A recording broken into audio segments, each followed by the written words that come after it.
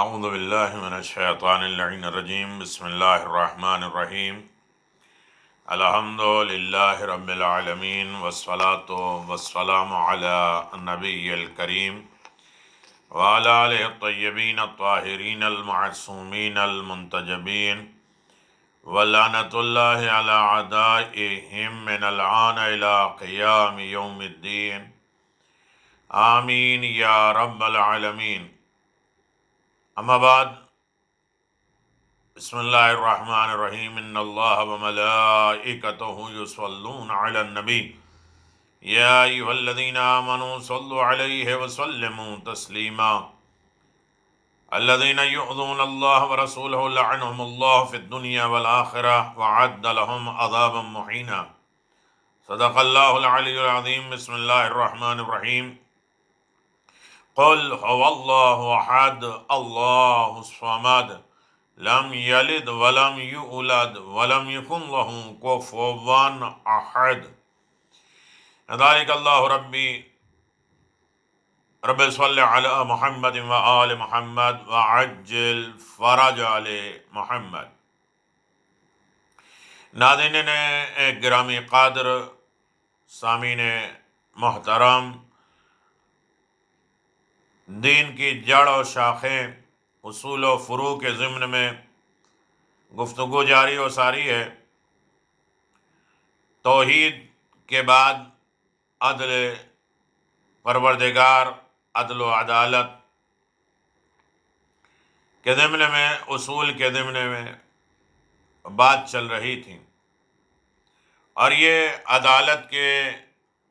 چھٹے مرحلے میں ہم داخل ہوئے ہیں۔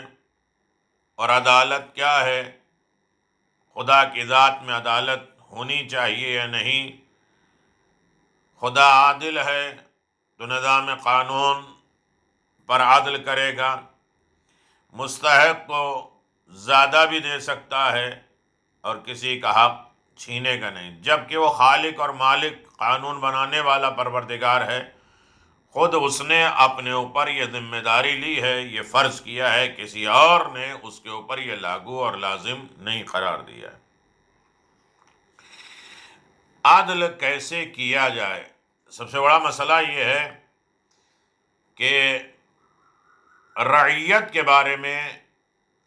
اپنے ماتحت رہنے والے لوگ، اپنے انڈر میں کام کرنے والے کے بارے میں نیک نیتی، اچھی نیت ہو، خالص نیت ہو، پاک سوچ ہو، اور بہت کم لالچ طمع ہو، اور زیادہ پرہیزگاری کے ساتھ عدل کے بارے میں مدد حاصل کرو۔ امیر المومنین نے فرمایا کہ اپنی رعیت، اپنے ماتحت کے ساتھ اچھی نیت، زیادہ لالچ نہیں، پرہیزگاری کے ساتھ عدل میں مدد کرو۔ جب رعیت فرمانبردار کے حقوق کو پورا کرے اور فرمانبردار رعیت کے حقوق سے عہدہ برآں ہو تو اس میں حق باوقار اور دین کی راہیں استوار اور عدل و انصاف کی نشانات برقرار ہو جائیں گے۔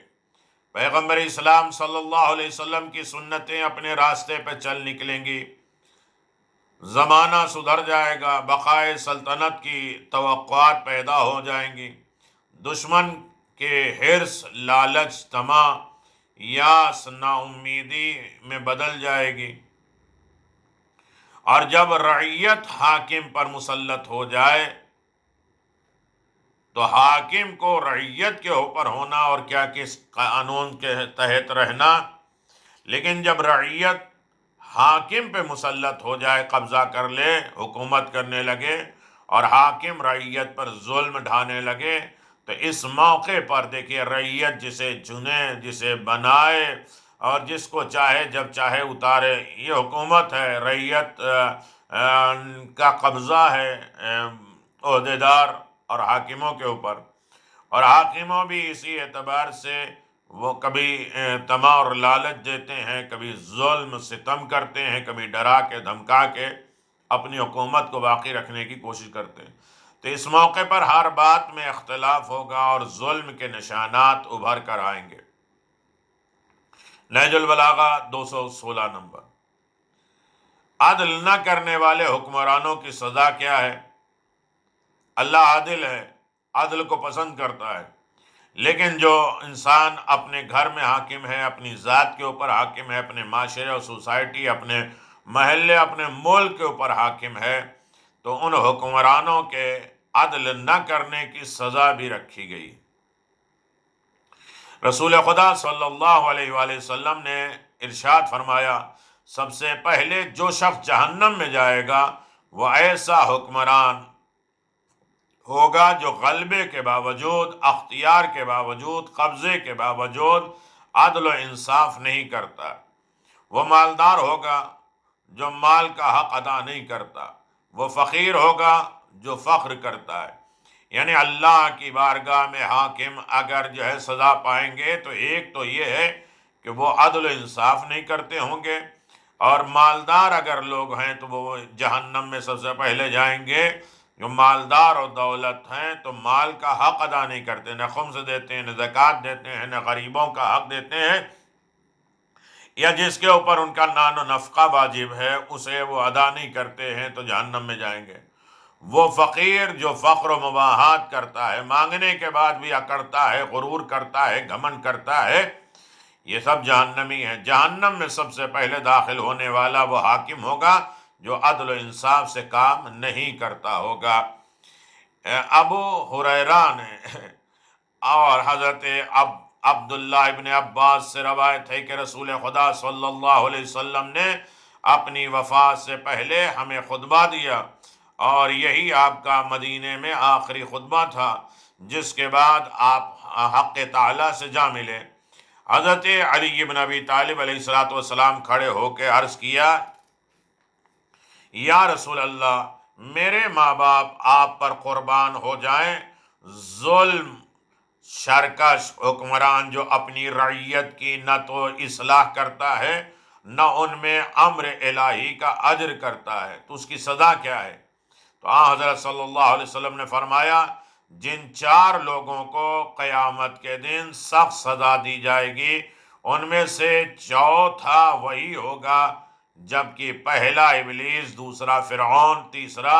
بے گناہ انسان کا قاتل ہے، اور چوتھا ظالم حکمران جو عدل و انصاف نہیں کرتا ہے۔ بحار الانوار 76 نمبر جلد میں۔ جو شخص 10 افراد کا فرما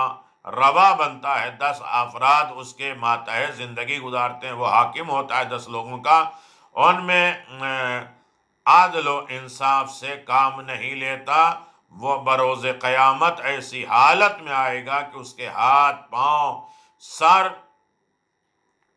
بہت زیادہ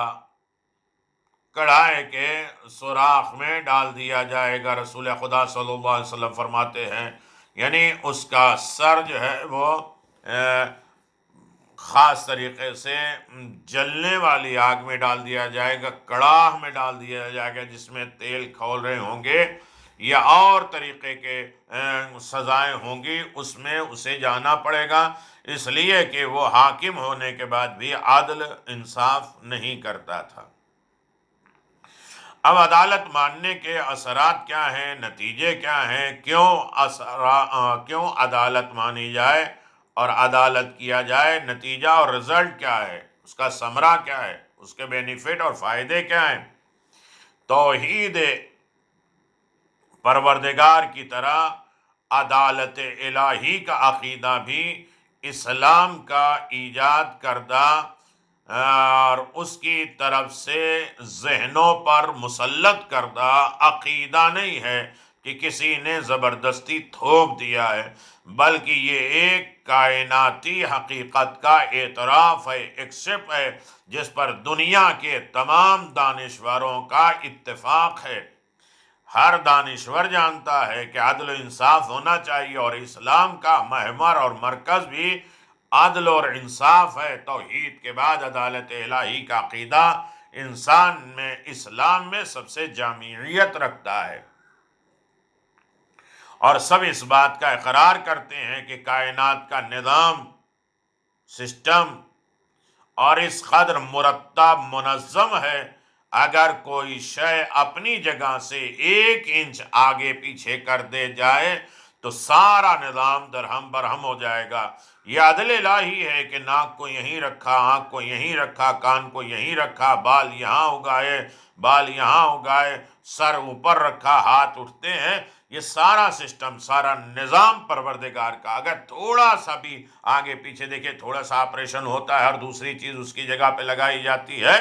تو بھی اس میں نقص اور عیب پایا جاتا ہے، اور وہ بھی بنائی ہوئی چیز پروردگار کی دی ہوئی عقل کے مطابق بنائی جاتی ہے، تب کارگر ہوتی ہے۔ لیکن تھوڑا سا سسٹم ادھر ادھر ہو جائے تو نظام درہم برہم برباد ہو جائے گا۔ سورج زمین سے 1 انچ قریب تر ہو جائے تو زمین جل کر راکھ ڈھیر ہو جائے، 1 انچ دور ہو جائے تو کائنات ارضی منجمد ہو جائے گا، جم جائے گا، برف ہو جائے گا۔ یہ اللہ کا نظام ہے، یہ عدل الہی ہے کہ کس کو کس طریقے سے رکھنا ہے، کس طریقے سے اس کو بیلنس میں لائف گزارنا ہے، جس کا کھلا ہوا مطلب یہ ہے کہ بنانے والا انتہائی درجے کا عادل ہے، اور اس نے ہر شے کو اس کی واقعی جگہ پر رکھا ہے، جہاں اس کو رکھنا چاہیے وہیں رکھا ہے۔ اس کے علاوہ سوچا بھی نہیں جا سکتا کہ انسان کی باڈی میں یہ سارے اعضاء و جوارح سسٹم بدل دیے جائے، یہ یہاں ہوتا تو اچھا ہوتا، یہ ہوتا تو اچھا ہوتا۔ لیکن ساری تحقیق کے باوجود کہ یہی جو بنا ہے وہی اچھا ہے، وہ حقیقت ہے اور حقیقت پہ مبنی ہے، اس کے علاوہ کچھ بھی اچھا اور صحیح نہیں ہوتا۔ یہ اور بات ہے کہ بہت سے بد نصیب وجود خدا ہی کے عقیدے سے آشنا نہیں ہے، خدا کے وجود، خدا کی توحید کے بارے میں بھی نہیں جانتے بہت سے لوگ، تو انہیں عدالت پروردگار کا کیا اندازہ ہوگا؟ جو توحید مانے گا، وجود الہی مانے گا، اللہ کو حاضر ناظر جانے گا، اللہ کو سمیع بصیر مانے گا، اس کے نزدیک عدالت کا اہم رول ہوتا ہے۔ جو خداوند عالم کی توحید کا اقرار نہ کرے، وجود الہی کا بااختیار اور قادر و مطلق ہونے کا اقرار نہ کرے، اس کے سامنے توحید کا کیا اندازہ ہوگا، عدالت کا کیا اندازہ ہوگا؟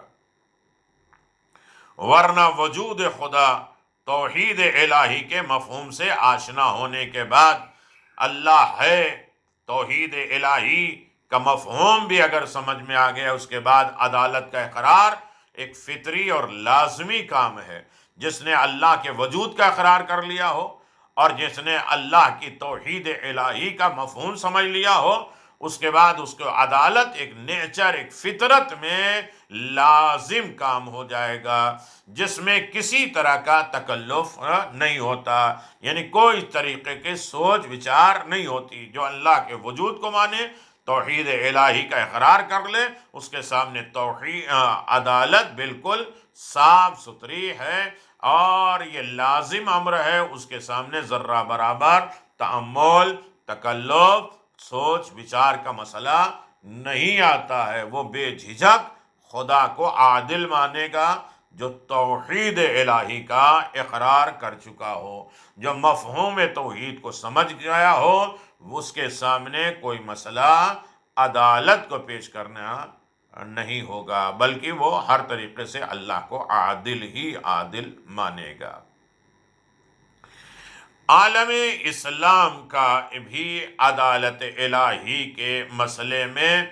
تکلف اور واضح طریقے پر اسے عادل کہنے سے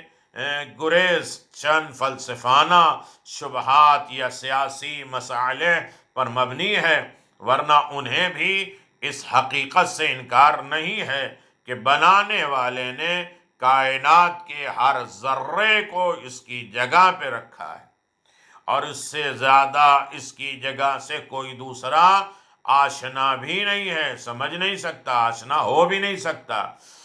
بالآخر بنانے والا وہی ہے، اور بنانے والے سے زیادہ مخلوقات کی منزل سے کون باخبر ہو سکتا ہے؟ ابلیس اسی نقطے سے غافل ہو گیا تھا، ابلیس اس نقطے کو نہیں سمجھ پا رہا تھا۔ کہ بنانے والا اس کی حیثیت سے بھی باخبر ہے کہ تم آگ سے بنے ہو یا مٹی سے بنے، تمہاری حیثیت کیا ہے، تمہاری کوالٹی کیا ہے، تمہارا مزاج کیا ہے، یہ بنانے والا جانتا ہے۔ لیکن اس سے ابلیس غافل ہو گیا تھا، وہ سمجھ نہیں پایا۔ طینت آدم، آدم کی مٹی کی پاکیزگی سے بھی باخبر ہے، لہذا اسے حق ہے کہ وہ آگ کی مخلوق کو خاک کی مخلوق کے سامنے جھکا دے۔ وہ جانتا ہے ابلیس تو اعتراض کرنے والا کون ہے، وہ آدم کی مٹی کو پاک طیب طاہر مان کر آگ کی مخلوق کو جو خاک جلا دینے والے، اذیت دینے والے، وہ جانتا ہے کہ کس کو کس کے سامنے جھکانا ہے۔ وہ خالق ہے اور مالک ہے، اور وہ آرڈر دینے والا، وہ عادل ہے، ظلم نہیں کرے گا کہ شیطان تم آگ سے بنے اور جھک جاؤ۔ وہ جو کہہ رہا ہے، جو کر رہا ہے، وہ عادل کر رہا ہے، عادل کی بنیاد پہ ہو رہا ہے۔ چنانچہ اس نے سجدہ آدم سے انکار کر دیا ابلیس نے، اور بالآخر مردود بارگاہ الہی ہو گیا، اللہ کی بارگاہ سے دھتکار دیا گیا، نکال دیا گیا، بھگا دیا گیا، کہ عدالت الہی سے انکار کرنے والا کا آخری انجام یہی ہے کہ انسان عدالت الہی کا اگر انکار کر دے گا تو اس کا انجام کیا ہے؟ مردود ہو جائے گا، لعنتی ہو جائے گا، خدا کی بارگاہ سے نکل جائے گا، اور کسی منصب کو نہ ماننا، خلافت نہ ماننا، یہ عدل الہی کا انکار ہے کہ جسے رسول نے بنا کے دیا ہے اور اس کی جگہ پہ کوئی قبضہ کر لے، تو یہ تو ایسے ہی ہے کہ جیسے ابلیس نے کہا تھا کہ میں آگ سے بنا ہوں، میں خاک کے سامنے کیسے جھک جاؤں۔ یہ نہ دیکھو، بلکہ یہ دیکھو کہ حکم الہی ہے، اور اللہ جانتا ہے کہ کس کو کیا فضیلت ہے، کیا خبر ہے، کس کے سامنے کس کو جھکنا ہے، کس کی اطاعت کرنا ہے، کسے فالو کرنا ہے، کسے ماننا ہے، چونکہ وہ عادل ہے۔ تو جس طرح ابلیس نے عدل الہی کو چیلنج کیا، عدل الہی کو نہیں مانا، اسی طریقے سے بعد میں رسالت کے بعد بھی خلافت میں اصل میں ابلیسیت پیدا ہو گئی اور عدل الہی کا انکار کر دیا گیا۔ تو جس کے مذہب میں خدا عادل نہ ہو، وہ قوم اور وہ رہبر، وہ ٹیچر، وہ خلیفہ اور وہ تمام جو ہے ولیاں کیسے عادل ہو سکتے ہیں؟ عادل الہی کا سرچشمہ ہے توحید کے بعد جو توحید کا اقرار کر لیتے ہیں، وہ عدل کا ایکسپٹ کر لیتے ہیں، عدل کو مان لیتے ہیں۔ لہذا وہی ابلیس کا کارنامہ ہوا، اور ابلیس ہی کا انجام ہوگا، جیسے لوگوں نے بعد رسالت یا رسالت کی زبان جو حکم الہی سے کرتا ہے، کس کو منوانا چاہیے، کس کو نہیں منوانا چاہیے، یہ تم کون کہنے والے ہو؟ یہی تو ابلیس نے کیا تھا کہ میں آگ کو کیسے، میں آگ ہوں اور مٹی کو کیسے سجدہ کروں۔ تو یہی وجہ ہے کہ اسے نکال دیا گیا، پھینک دیا گیا، کہ تم عدل الہی کو چیلنج کر رہے ہو۔ اللہ کا عدل یہ ہے، میرے پیغمبر جو میں کہتا ہوں وہ تم بولتے ہو، میرے کہنے پہ تم علی کو ولی بنا دو۔ اب کوئی انکار کرے اور اسے نہ مانے، بلا فصل نہ مانے، تو یہ عدل الہی کا انکار ہے، اور وہ مردود بارگاہ الہی ہے، اللہ کی بارگاہ سے دھتکارا ہوا انسان ہے جو اللہ کو عادل نہ مانے۔ بہرحال عدالت الہی ہر عالم میں انسان یہ دیکھ لے کہ عدالت الہی کا عقیدہ ایک آفاقی بلند حقیقت ہونے کے علاوہ اپنے اندر بہت سے فائدے، اثرات، نتیجے، رزلٹ بھی رکھتا ہے، جن کا تقاضا یہ ہے کہ انسان اس حقیقت کبریٰ کی طرف توجہ کرے اور اس کا اعتراف کر کے ان فوائد اور اثرات سے استفادہ کرے، فائدہ اٹھائے کہ عدالت الہی ایک بلند قوت کا نام ہے، اس میں بہت سے فائدے ہیں، بہت سے اثرات ہیں، بہت سے نتیجے ہیں، لہذا انسان اس بڑی حقیقت کی طرف توجہ کرے اور اعتراف کرے، ایکسپٹ کرے، اور اس کے فائدے اور اثرات سے بے پناہ جو فائدے ہیں اس سے وہ فائدہ حاصل کرے۔ لہذا ان کے فائدوں میں ایک اہم ترین فائدہ جو انسان بارگاہ رب العزت میں حاصل کر سکتا ہے اور عدالت کا اثر اور عدالت کے نتائج کے ضمن میں وہ دیکھ سکتا ہے، تو ایک تو پہلی چیز ہے، پہلا فائدہ یہ ہے، خدا کی ذات پر اعتماد اور بھروسہ ہو جاتا ہے۔ عدالت کا سب سے پہلا اثر یہ ہے کہ یہ عقیدہ انسان میں رب العالمین کی ذات اقدس اور اس کے افعال، اس کے کام، اس کے احکام پر اعتماد پیدا کرتا ہے اور توکل کر لیتا ہے، بھروسہ کر لیتا ہے اور اس پر ٹرسٹ کرتا ہے۔ اور کھلی ہوئی بات ہے کہ انسان کو جب تک کسی ہستی کے کام احکام پر بھروسہ نہیں ہوگا، اعتماد نہیں ہوتا، وہ نفسیاتی طور پر اس کی اطاعت کے لیے آمادہ نہیں ہوتا، اور اس طرح سارے احکام داخلی بغاوت اور سرکشی کا شکار ہو جاتے ہیں۔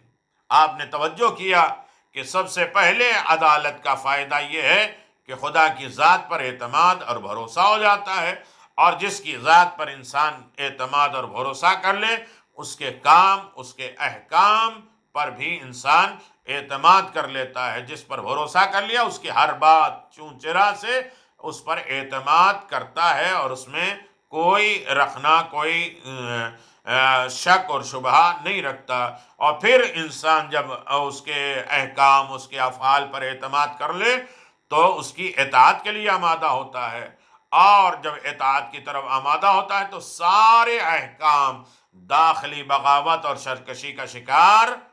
نہیں ہوتے۔ جب انسان اطاعت نہیں کرے، فالوور نہیں بنے، اطاعت نہیں کرے، مانے نہیں، تو اندرونی بغاوت اور سرکشی پیدا ہو جاتی ہے۔ دنیا کے سارے قوانین کی ناکامی کا بنیاد راز یہی ہے۔ دنیا کے ہر قانون ناکام کیوں ہو جاتا ہے، برباد کیوں ہو جاتا ہے، بے بنیاد کیوں ہو جاتا ہے؟ اس لیے کہ اس میں عدالت نہیں پایا جاتا ہے۔ دنیا کا ہر قانون بے وقعت ہو جاتا ہے، کوئی حیثیت نہیں رکھتا ہے، اور ناکامی کا بنیادی راز یہی ہے کہ عوام کو حکام کی عدالت پر مکمل اعتماد نہیں ہوتا۔ یعنی لوگ، پبلک کو اپنے حاکم، اپنے لیڈر کے اوپر مکمل عدالت پر اعتماد اور بھروسہ نہیں ہوتا، اور اس طرح وہ ایک مشین کے پرزوں کی طرح تو کام کر سکتا ہے، لیکن نظام کے نفاذ اور نظام، حکومت، قانون کے نافذ اور حاکم کی اطاعت کے طور پر کوئی عمل انجام دے، اس کا کوئی امکان نہیں ہے۔ ہاں، خاموش ہو کے بیٹھ جائیں، مجبور ہو کے بیٹھ جائیں، ظلم ستم کے ڈر سے خاموش ہو جائیں، سزاؤں اور بے جا اذیت سے ڈر کر خاموش ہو جائیں، لیکن حاکم کی وہ اطاعت نہیں کریں گے، اور کہیں نہ کہیں اندر سے وہ اطمینان نہیں ہوگا جب تک وہ عادل نہ ہو، اطاعت کے طور پر کوئی عمل انجام دے، اس کا کوئی امکان نہیں ہے۔ ہاں، مجبوری میں اس کو فالو کر لیں، عمل کر لیں، لیکن اطاعت کے طریقے سے انجام نہیں دے گا جب تک عادل نہ ہو، جس کے نتیجے میں نظام بکھر کر رہ جاتا ہے، مکمل طور پر اس کے نفاذ کی نوبت نہیں آتی، اسے لاگو کیا ہی نہیں جا سکتا، مجبوری میں انسان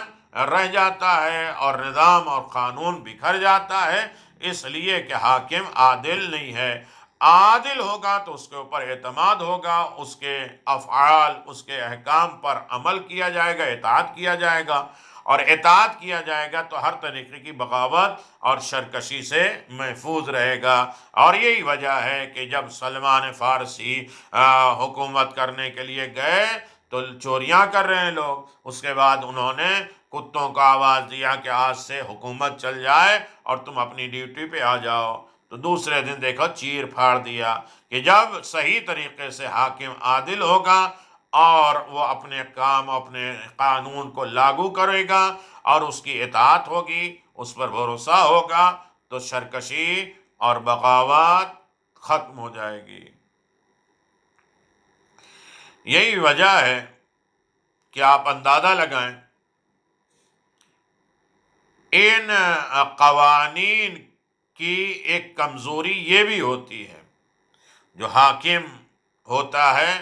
اور حکومت کرتا ہے، اور حکومت کرنے کے بعد اس کے اندر عدالت نہیں ہوتی ہے، لوگ اس کی اطاعت نہیں کرتے، اس کے احکام پر بھروسہ نہیں کرتے، بکھر جاتے ہیں، تو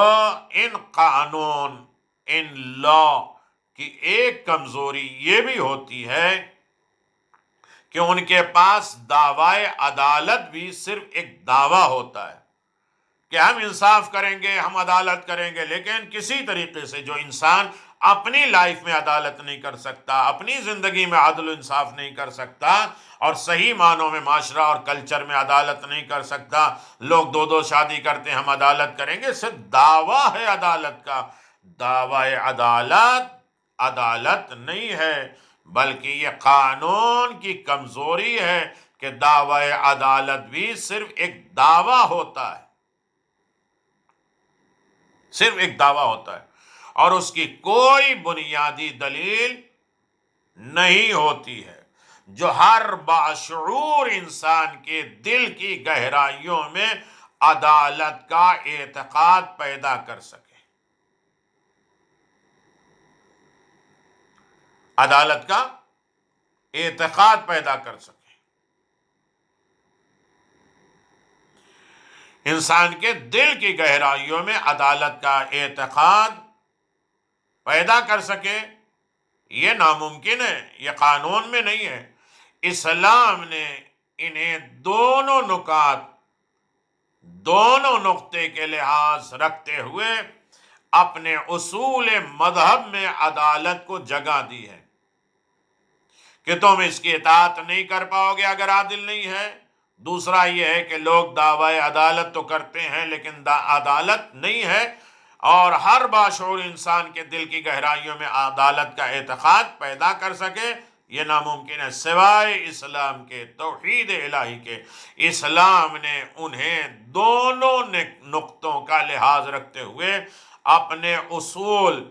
اپنے قانون، اپنے مرکز، اپنے اصل میں عدالت کو جگہ دی، اصول میں جگہ دی، اس نے جڑ میں عدالت رکھی، فرع اور شاخ نہیں ہے، بیس بنیاد عدالت پہ رکھی ہے، تاکہ انسان روز اول، پہلے دن سے عدالت الہی کا اعتبار کر لے، پہلے دن سے بیس مسلمان ہوئے ہو، مومن ہو گئے ہو اور اللہ کو مان لیا ہے، تو اللہ کو مان لیا ہے، ایک مان لیا ہے تو پہلی چیز توحید مانو، تاکہ ہر اس کے قانون کی اطاعت کیا جا سکے، اندر تمہارے اور باہر تمام سرکشی سے محفوظ رہے، اور یہ جانتا رہے کہ وہ عادل ہے، وہ انصاف کرنے والا ہے، اور عدل الہی سے ڈرنا چاہیے۔ اس لیے کہ امیر المؤمنین علی بن ابی طالب علیہ السلام نے ارشاد فرمایا کہ میرے خالق، میرے مالک، میرے اعمال کو اپنے فضل کے ترازو پہ تولنا، اپنے فضل کی نگاہ سے عطا کرنا، اپنے عدل و انصاف کی بنیاد پر نہیں تولنا۔ عادل الہی توحید کے بعد اللہ کی صفت ہے، اسے اقرار کرنا، اس کو جگہ بنانا۔ اسلام میں یہ پہلا مذہب ہے جس میں عدالت اصل میں ہے، عدالت کو جگہ دی گئی ہے، تاکہ انسان پہلے دن سے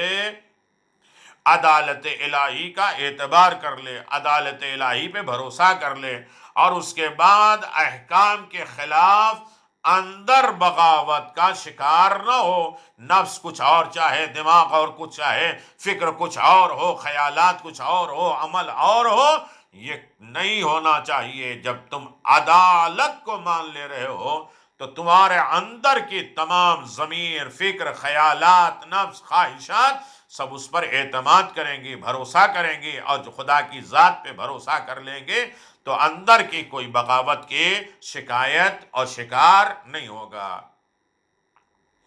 اس کے بعد اس عدالت کو خالص عقیدہ بنانے کے بجائے ایک حقیقت کے اعتراف کے طور پر پیش کیا جائے. خالص عقیدہ نہیں بنایا، ایک حقیقت کو ماننے کے طور پہ پیش کیا ہے. نظام کائنات کا ذرہ ذرہ عادل حقیقی ہونے کی دلیل ہے. سورج، چاند، ستارے، زمین، پانی، ہوا، ذرات، خون کی گرمی، جو کچھ بھی ہے یہ عدالت الہی کے حقیقی ہونے کی دلیل ہے.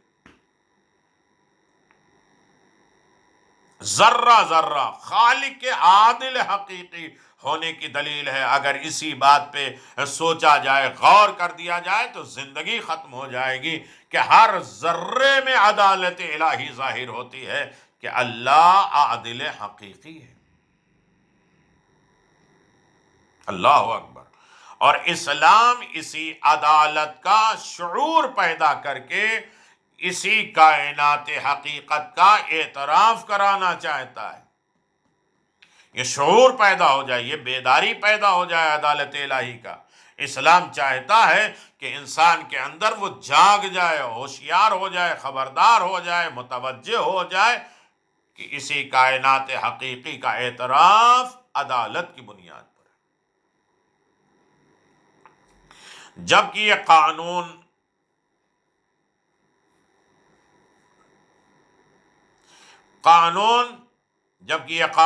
خالق کائنات کا قانون ہے،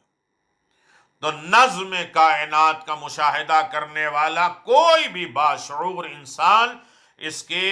عدالت کا انکار نہیں کر سکتا اور نہ اس کے نظام کو ظالمانہ قرار دے سکتا ہے. جس نے خدا کی وحدانیت کا اقرار کر لیا، خدا کو ایک مان لیا، خدا کی یکتائی کا اقرار کر لیا اور اسلام نے اس کو جگہ بنا دیا توحید پرستی کی، تو ہر ذرہ عدالت کی گواہی دیتا ہے. اور خالق کائنات کا قانون، اللہ کے احکام، یہ نظم و ضبط کائنات جو ترتیب اور سیٹنگ کے ساتھ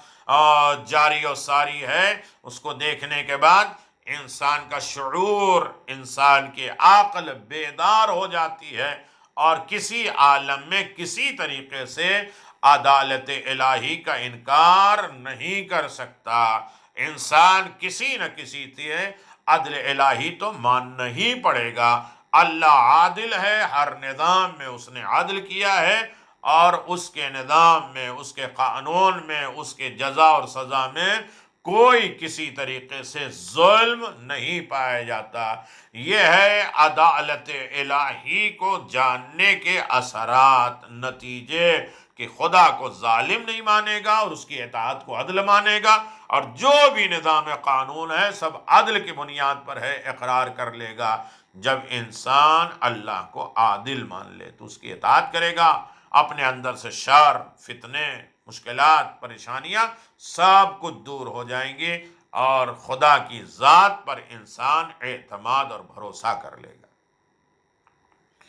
وآخر دعوانا ان الحمد للہ رب العالمین